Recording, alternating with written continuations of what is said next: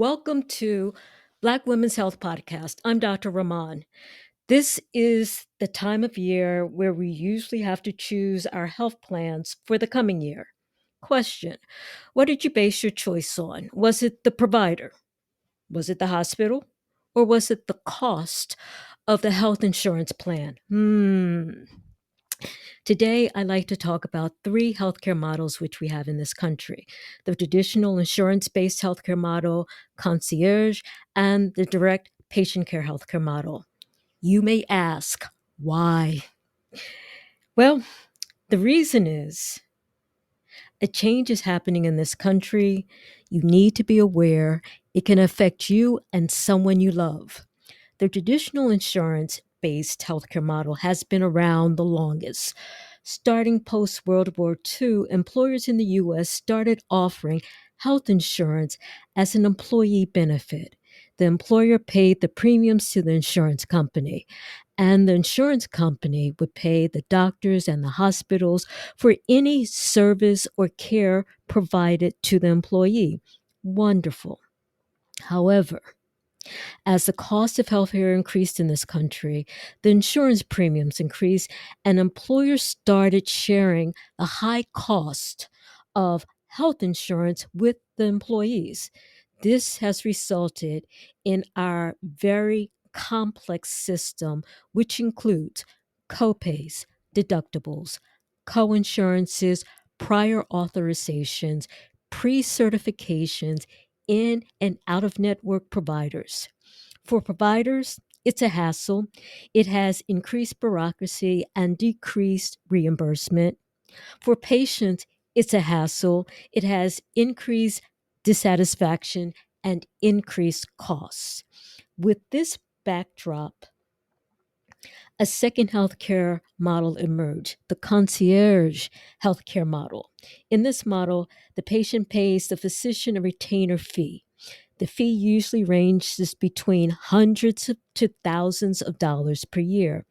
In exchange, the physician provides comprehensive primary care services, 24/7 access to the physician, longer appointment times, personalized wellness and treatment plans.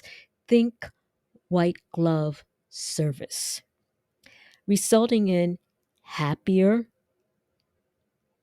probably healthier patients, less stressed physician. The problem, it's not affordable for many. Some have argued it creates a two-tier health system, the haves and the have-nots, which leads us to the third healthcare model, direct patient care, which has become increasingly more prevalent. In this model, the patient pays the doctor or provider a set amount each year or month. That amount ranges between $50 to $150 per year per person. Like the concierge practice, no insurance is involved. Like the concierge model, the focus is on primary care services. Like the concierge model, the patient tends to report less hassle and more time spent with the provider. Unlike the concierge model, there's less access and less amenities, but compared to the concierge and the traditional insurance, direct patient care model is less expensive. Less money, less hassle, same or better care. What's the catch with the direct patient care model? The catch is this: the direct care patient model only provides primary care services. And what exactly are primary care services? These services include the type of things that you go to your PCP or your internist or your family practice for, such as diabetes, cancer screening, annual wellness checkup, management of long-term conditions such as asthma, high blood pressure, and some gynecological service such as pap smears. What the primary care services do not provide is specialty care, seeing the cardiologist, seeing the dermatologist, seeing the gynecologist, hospital care, emergency room care. These services would then either have to be paid for out of pocket, which is a prohibitive expense for most of us, or the person would have to have had insurance to provide coverage for those services if they were needed. So you understand me. Even if you are using a direct care patient model and you pay a provider directly for primary care services,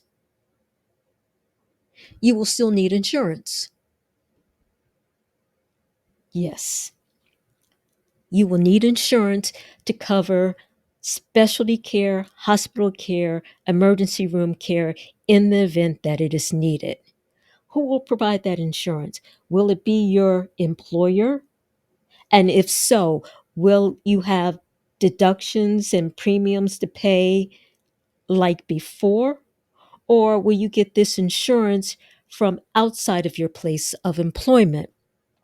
These are all very interesting questions which have to be decided on an individual basis, considering what makes sense for you and your family, what provides the best level of care that you can financially afford. Consider the following three scenarios. Single mom, fixed income with two children. One child has asthma. Mom would like a direct care plan because it's cheap. However, she's on Medicaid, and most direct care patient providers are not currently accepting Medicaid or Medicare. However, these models are constantly evolving, and she would be advised to speak directly with the direct care patient provider to see if that's true for her. Scenario number two, professional woman with symptomatic fibroids, otherwise well. She may choose concierge care because of her time constraints, and she knows that her doctor will help her in deciding her options and offering referrals in the management of her fibroids. And the third scenario, family, mom, dad, two kids. Kids are healthy, mom has high blood pressure. They could potentially save money with a direct care patient model and a high deductible insurance. And so it varies from person to person, family to family. The bottom line is you have to consider health history, current health condition, financial condition when making your decisions. We are truly witnessing a reworking of healthcare in the US. Stay tuned.